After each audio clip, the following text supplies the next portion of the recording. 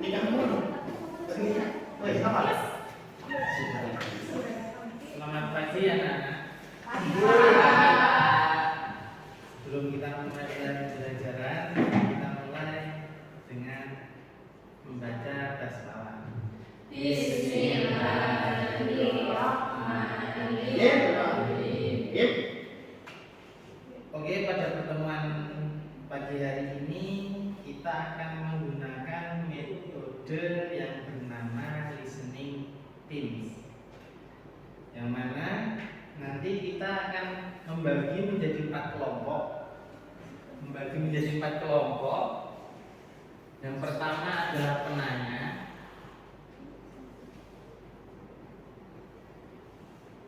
Yang kedua adalah pendukung.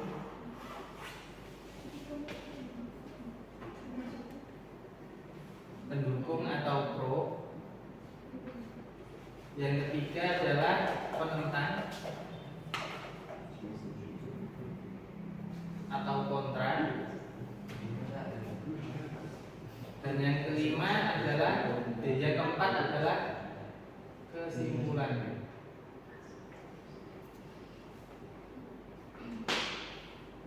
Oke. Kita bagi dulu menjadi 4 kelompok ya. Iya. Karena kurang. Ya kesimpulan sendiri aja Pak. Oh ya, kesimpulan sendiri. Iya, kan kesimpulan. Jadi penanyanya Mas Idris sama Mas Fauzan ya.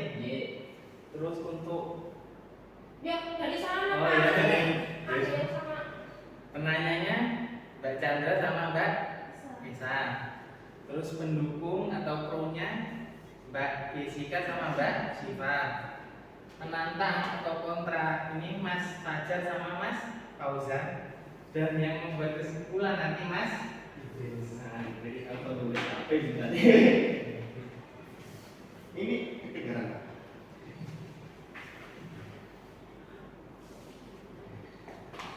Yang materi kita hari ini adalah tentang hukum nikah. Karena ini yang paling mudah, ada pro kontranya banyak. Oke Pak. Dan hukum nikah ini ada 5. Ya. Dan hukum nikah ini enggak semua orang tuh sama. Karena hukum nikah ini situasional. Yang pertama itu ada wajib. Wajib itu apa? Situasi apakah yang mewajibkan orang ini untuk menikah? Situasi yang wajib orang itu untuk menikah ketika orang itu sudah mampu secara finansial dan emosional, dan dia takut terjerumus ke dalam perzinahan. Maka hukum pernikahan orang tersebut adalah wajib, karena dia sudah siap secara finansial, emosional dan sebagainya, dan dia takut akan zina. Daripada aku nggak nikah aku zina, mendingan nikah. Maka hukum nikah orang tersebut adalah wajib. Dan yang kedua adalah sunnah. Situasi apakah yang membuat pernikahan ini hukumnya sunnah? Pernikahan hukumnya sunnah ini ketika orang itu sudah siap secara emosional, finansial dan sebagainya, tetapi dia tidak ada ketertarikan untuk zina atau yang lainnya. Punya hatinya itu netral, nggak kebelet pengen, maksudnya nggak pengen bucin-bucinan atau apa, masih fokus karir atau apa, maka hukumnya itu menjadi sunnah. Dan yang ketiga adalah mubah. Mubah ini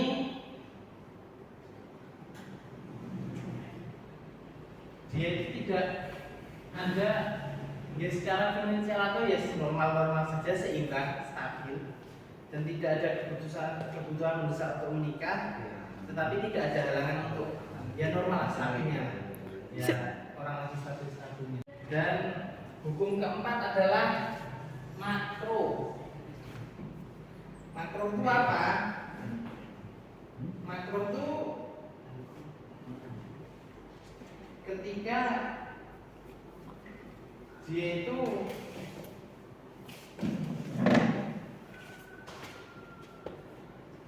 belum mampu untuk memberikan nafkah secara finansial atau secara emosional, kasih sayang, tapi dia tuh guys waktunya pengen nikah lah daripada menghindari zina.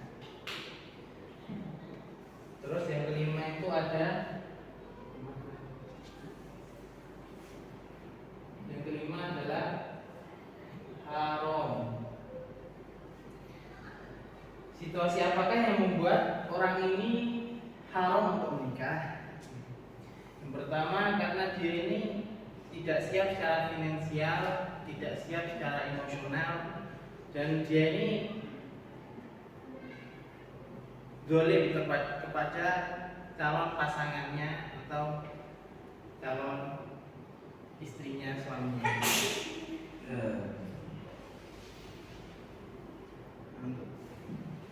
Terus sejauh ini ada yang ditanyakan?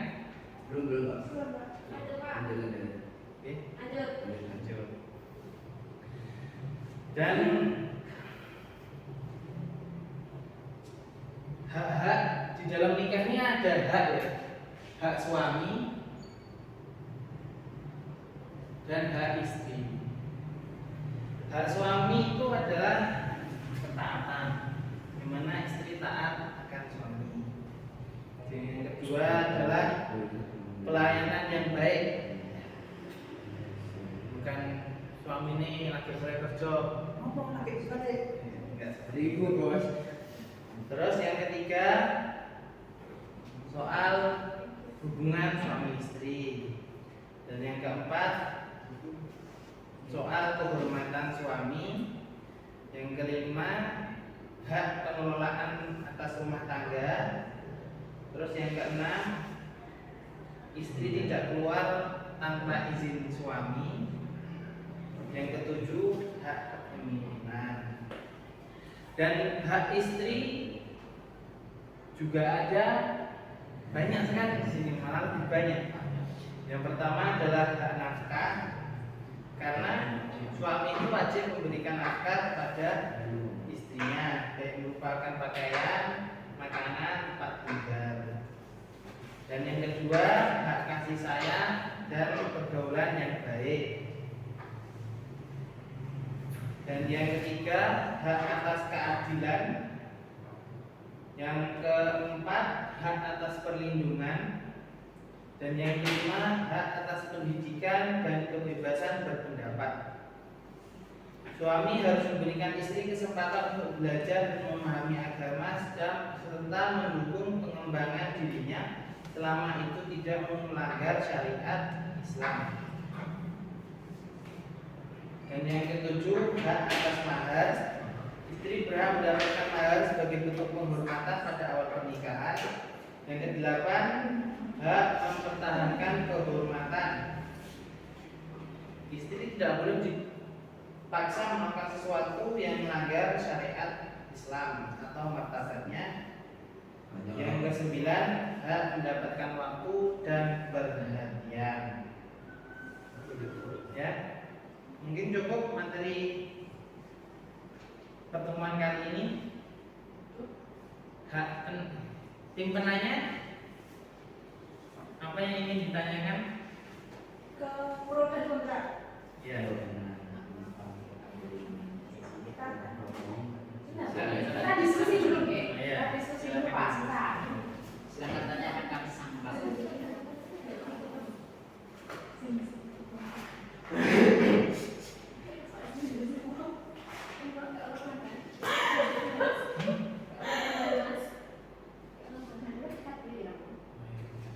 Sampai loh, bagaimana pernikahan untuk anak-anak umur 20 Oh, tahun iya. kayak gitu.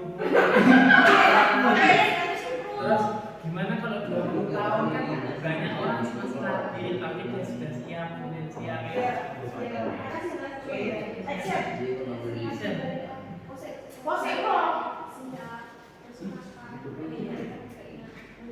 Iya, iya, Pak. Iya, Pak. Gimana pernikahan besok?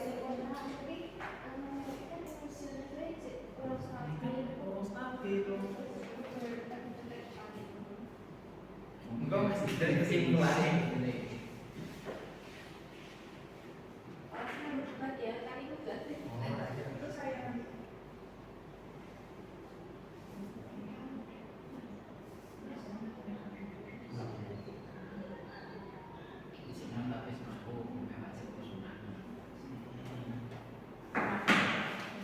Terus ini langsung berarti.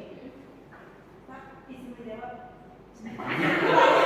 Ini dari tim penanya, kita ingin bertanya yang satu-satu ya. Satu kan Pak? Ya. Yang Kenapa banyak pernikahan muda di usia min 20 tahun? Sementara pemerintah saja menganjurkan pernikahan itu di atas 21 tahun bagi perempuan dan 25 tahun bagi laki-laki.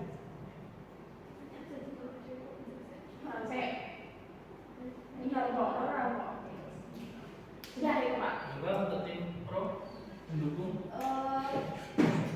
Saya akan memberikan pendapat dengan membenarkan hal tersebut, menyetujui.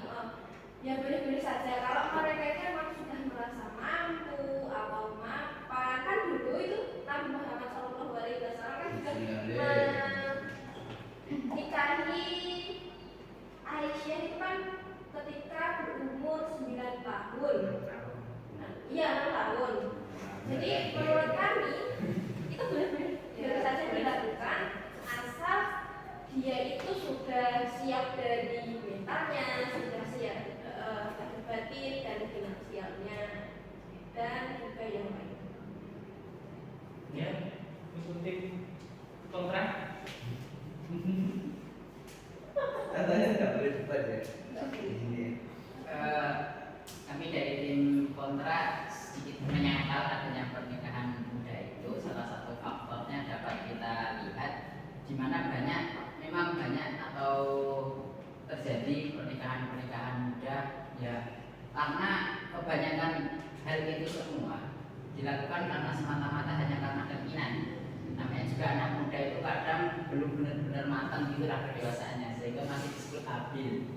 Nah, maka ini terjadi juga ketika sudah menikah, bahkan di lingkungan sekitar pun kita juga pernah juga melihat menikah mungkin hanya bertahan beberapa tahun, kemudian akhirnya apa? Cerai, talak seperti itu, dan itu sering terjadi. Nah, mungkin pemerintah menganjurkan seperti itu untuk menghindari hal-hal seperti terjadinya hal-hal seperti itu, karena juga ya tidak baik juga jika terjadinya tingkat perceraian di Indonesia itu semakin banyak. Mungkin seperti itu. Ya, dari tim kesimpulan apa yang Anda simpulkan dari kedua kelompok ini, pro dan kontra? Ya, dari kesimpulan yang saya dapat Pak, sebenarnya semua itu kan sudah diatur oleh syariat yang benar, memang benar. Kanjeng Nabi, kita juga tidak boleh menyalahkan jika Kanjeng Nabi dulu nikah muda, tidak menyalahkan, dan saya juga tidak berani membenarkan karena saya bukan siapa-siapa. Jadi di sini kita bisa lihat bahwasanya perbedaan zaman kan sudah berlalu. Yang kedua, Indonesia negara hukum, jadi kita di sini di bawah naungan hukum yang memasuk, yang dimana itu sudah tertera bahwasanya nikah itu kan banyak syarat dan apa yang harus dipenuhi. Jika itu semua tidak dilaksanakan, ya kemungkinan besar seperti yang dikatakan oleh kontra tadi, ya banyak perceraian, KDRT, atau apa segala macam.